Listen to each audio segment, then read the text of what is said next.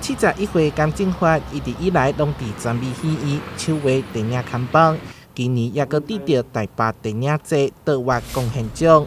也毋过闹出风波以后，就加入台南市文化局艺术家驻村计划，伫那赛道有家己的工作室，嘛伫东门美术馆开画展。那以后它比较多层次了，它比较很多层次了。啊，西安那看板就一次要解决了，就这个看到就新的，就说这里都是新化的。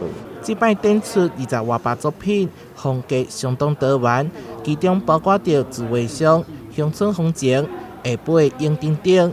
开画展是甘正发的梦想，希望除了电影优美以外，嘛当互大家看无同款的画作。严师傅他其实也很向往当一个艺术家，所以呢，艺术家跟画室有一个很大的不同，就是艺术家可以有自己的想法，就是蒙太奇的这种构图啊，还有那个超现实主义的风格的方法，画一些静物，那一些比较精致的。严师傅很喜欢鸽子。所以这次有展出一件他最爱的鸽子。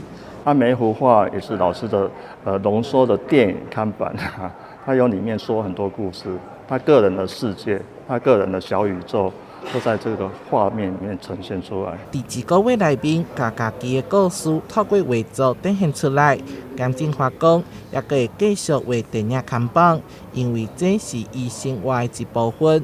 未来有机会会举办更加侪个人画展，让大家来欣赏。但是新闻速回采访报道。